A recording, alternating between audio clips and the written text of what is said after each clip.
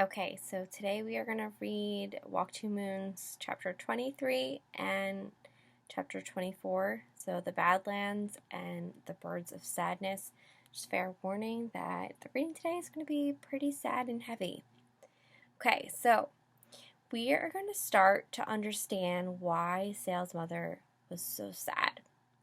Look for evidence that she really loves Sail as we read together today. Right. Let's get into it. Chapter 23, The Badlands. Gramps said, "How's your snake leg, Gooseberry?" He was worried about Gram, but less about her leg than her raspy breathing. "We'll stop in the Badlands, okay?" Gram merely nodded. The closer we got to the Badlands, the more wicked were the whispers in the air. "Slow down. Slow, slow, slow." "Maybe we shouldn't go to the Badlands," I suggested. "What? Not go? Of course we should go," Gramps said. "We're almost there." "It's a national treasure. My mother must have traveled on this road. What was she thinking about when she saw that sign? Or that one?" When she reached this spot in the road, my mother did not drive. She was terrified of cars. "I don't like all that speed," she said. "I like to be in control of where I'm going and how fast I'm going." When she said that she was going all the way to Lewiston, Idaho on the bus, my father and I were astonished. I could not imagine why she had chosen Idaho. I thought perhaps she had opened an atlas and pointed a finger at any old spot, but later I learned that she had a cousin in Lewiston, Idaho. "I haven't seen her for 15 years, my mother said, "and that's good because she'll tell me what I'm really like." "I could tell you that, sugar," my father said. "No, I mean before I was a wife and a mother. I mean underneath, where I am Chesatham." After driving for so long through the flat South Dakota prairie, it was a shock to come upon the Badlands. It was as if someone had ironed out all the rest of South Dakota and smushed all the hills and valleys and rocks into this spot. Right smack in the middle of the flat plains were jagged peaks and steep gorges. Above was a high blue sky, and below were pink and purple and black rocks. You can stand right on the edge of the gorges and see down into the most treacherous ravines, lined with sharp, rough outcroppings. You expect to see human skeletons dangling here and there. Ram tried to say, "Huzzah, huzzah," but she could not breathe well. "Huzz, huzz," she rasped. Gramps placed a blanket on the ground so that she could sit and look.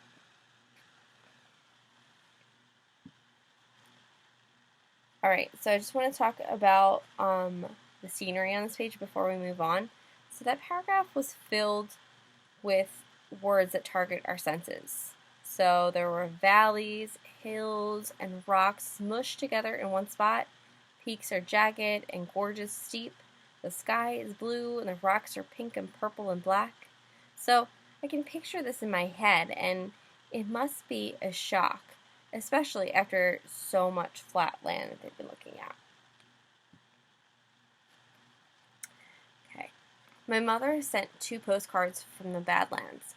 One of them said, "Salmonaka is my left arm. I miss my left arm." I told Gram and Gramps a story that my mother had told me about the high sky, which looked higher here than anywhere else I had been. Long ago, the sky was so low that you might bump your head on it if you were not careful, and so low that people sometimes disappeared right up into it. People got a little fed up with this, so they made long poles, and one day they all raised their poles and pushed. They pushed the sky as high as they could. "And looky there," Gramps said. "They pushed so good the sky stayed put." While I was telling the story, a pregnant woman stood nearby, dabbing at her face with a tissue. "That woman looks world-weary," Gramps said. He asked her if she would like to rest on our blanket. "I'll go look around," I said. Pregnant women frightened me. When my mother first told me she was pregnant, she added, "At last! We really are going to fill this house up with children." At first I didn't like this idea. What was wrong with having just me? My mother, father, and I were our own little unit. As the baby grew inside her, my mother let me listen to her its heartbeat and feel its kicking against her, and I started looking forward to seeing this baby. I hoped it would be a girl, and that I would have a sister. Together, my father, my mother, and I decorated the nursery. We painted it sparkling white and hung yellow curtains. My father stripped an old dresser and repainted it. People gave us the tiniest baby clothes. We washed and folded each shirt, each jumpsuit, each sleeper. We bought fresh new cloth diapers because my mother liked to see diapers hanging on the line outside. The one thing we could not do was settle on a name. Nothing seemed quite right. Nothing was perfect enough for this baby. My father seemed more worried about this than my mother. Something will come to us, my mother said. The perfect name will arrive in the air one day. 3 weeks before the baby was due, I was out in the woods beyond the farthest field. My father was in town on errands. My mother was scrubbing the floors. She said that scrubbing the floors made her back feel better. My father didn't like her to do this, but she insisted. My mother was not a fragile, sickly woman. It was normal for her to do this sort of thing. In the woods, I climbed an oak, singing my mother's song. Oh, don't fall in love with a sailor boy, a sailor boy, a sailor boy. I climbed higher and higher. Don't fall in love with a sailor boy. Then the branch I stepped on snapped, and I grabbed out at another, but it was dead and came away in my hands. I fell down, down, as if I were in slow motion. I saw leaves. I knew I was falling.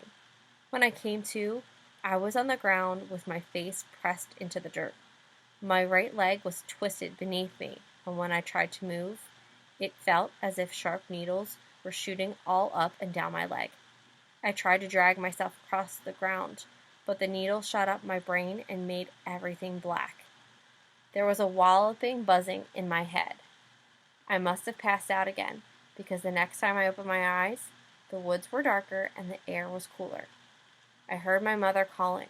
Her voice was distant and faint, coming, I thought, from near the barn. I answered, but my voice was caught in my chest. My mother found me and carried me back through the woods, across the field, and down the long hill to the house. She called my grandparents to come take us to the hospital. It took forever just to get a cast, and by the time we got home, we were all exhausted. My father felt awful that he had been away and fussed over both of us constantly. The baby came that night. I heard my father telephoning the doctor. She won't make it, he said. It's happening now, right now. On my new crutches, I tottered down the hall. My mother was sunk into a pillow, sweating and groaning. Something's wrong, she said to my father. She saw me standing there and said, You shouldn't watch. I don't think I'm very good at this. In the hallway outside her room, I lowered myself to the floor. The doctor came. My mother screamed just once, one long, mournful wail, and then it was quiet. When the doctor carried the baby out of the room, I asked to see it. It had a pale bluish tinge, and there were marks on its neck where the umbilical cord had strangled it. It might have been dead for hours, the doctor told my father. I just can't say exactly. Was it a boy or a girl? I asked. The doctor whispered his answer, a girl. I asked if I could touch her. She was still a little warm from being inside my mother. She looked so sweet and peaceful, all curled up, and I wanted to hold her, but the doctor said that was not a good idea. I thought maybe if I held her, she would wake up. My father looked shaken, but he didn't seem concerned about the baby anymore. He kept going in and touching my mother. He said to me, It wasn't your fault, Sal. It wasn't because she carried you. You mustn't think that. I didn't believe him. I hobbled into my mother's room and crawled up on the bed beside her. She was staring at the ceiling. Let me hold it, she said. Hold what? The baby, she said. Her voice was odd and silly. My father came in, and she asked him for the baby. He leaned down and said, I wish, the baby, she said. It didn't make it, he said. I'll hold the baby, she said. It didn't make it, he repeated. It can't be dead. she said in the same sing-song voice. "It was alive just a minute ago." I slept beside her until I heard her calling my father. When he turned on the light, I saw the blood spread out all across the bed. It had soaked the sheets and the blanket. It had soaked into the white plaster of my cast. An ambulance came and took her and my father away. Gram and Gramps came to stay with me. Gram took all the sheets and boiled them. She scrubbed the blood from my cast as best she could, but a dark pink stain remained. My father came home from the hospital briefly the next day. "We should name the baby anyway," he said. "Do you have any suggestions?"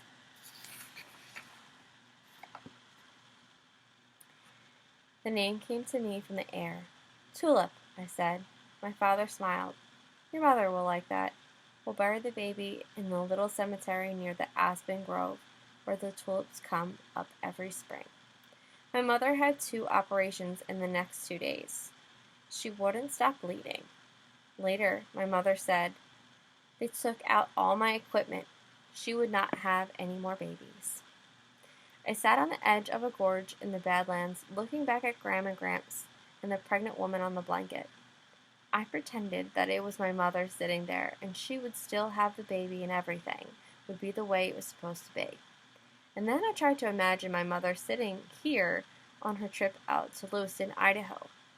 Did all the people on the bus get out and walk around with her, or did she sit by herself, like I was doing? Did she sit here in this spot, and did she see the pink spire? Was she thinking about me? I picked up a flat stone and sailed it across the gorge, where it hit the far wall and plummeted down, careening off the jagged outcroppings. My mother once told me the Blackfoot story of the Napi, the old man who created men and women, to decide if these new people should live forever or die. Napi selected a stone. If the stone floats," he said, "you will live forever. If it sinks, you will die." Napi dropped the stone into the water. It sank. People died. "Why did Napi use a stone?" I asked. "Why not a leaf?" My mother shrugged. "If you had been there, you could have made the rock float," she said. She was referring to my habit of skipping stones across the water.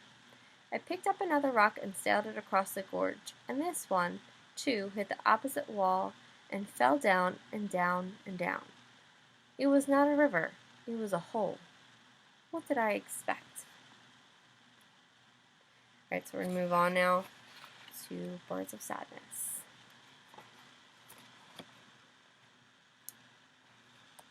As we were leaving the Badlands, Gramps swore at a driver who cut us off. Usually, when Gramps cussed like this, Gram threatened to go back to the Eggman.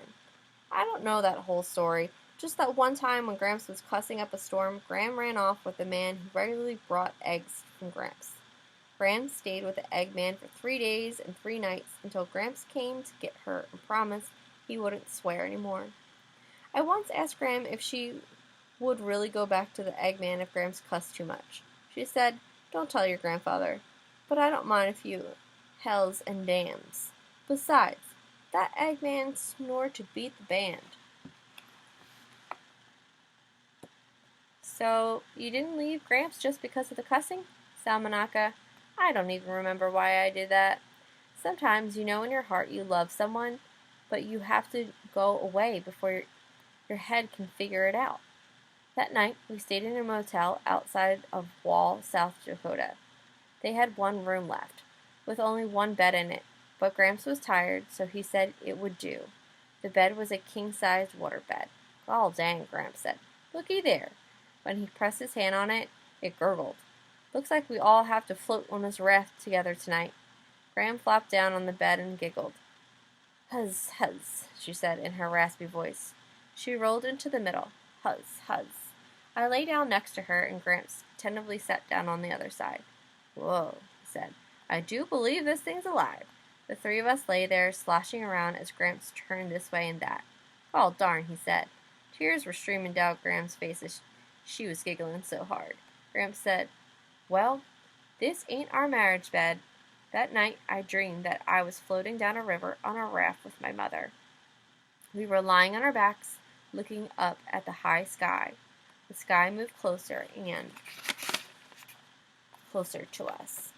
There was a sudden popping sound, and then we were up in the sky. Mama looked all around and said, "We can't be dead. We were alive just a minute ago." In the morning, we set out for the Black Hills and Mount Rushmore, hoping to be there by lunchtime.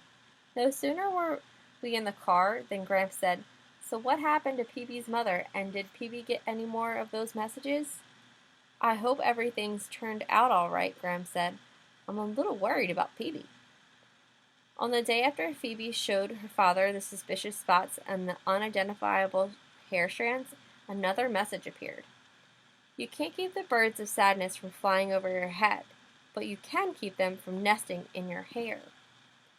Phoebe brought the message to school to show me. "The lunatic again," she said. "If he has already kidnapped your mother, why would he still be leaving messages?" "They're clues," she said. At school, people kept asking Phoebe about her mother's business trip to London. She tried to ignore them, but it wasn't always possible. She had to answer some of the time. When Megan asked Phoebe what sights her mother had seen, Phoebe said, "Buckingham Palace." "Of course," Megan nodded knowingly. "And Big Ben," and Phoebe was struggling. "Shakespeare's birthplace?" "But that's in Stratford-on-Avon," Megan said. "I thought your mother was in London. Stratford is miles away. Did she go on a day trip or something?" "Yes, that's what she did. She went on a day trip." Phoebe couldn't help it. She looked as if the whole family of birds with sadness were nesting in her hair. In English class, Ben had to give his mythology report. He was nervous. He explained that Prometheus stole fire from the sun and gave it to man. Zeus, the chief god, was angry at a man and at Prometheus for taking some of his precious sun. As punishment, Zeus sent Pandora a rock and sent vultures down to eat Prometheus's liver. In Ben's nervousness, he mispronounced Prometheus, so what he actually said was that Zeus sent vultures down to eat porpoise's liver. Mary Lou invited both me and Phoebe to dinner that night. When I phoned my father, he did not seem to mind, and I knew he wouldn't. All he said was, "That will be nice for you, Sal. Maybe I'll go eat over at Margaret's."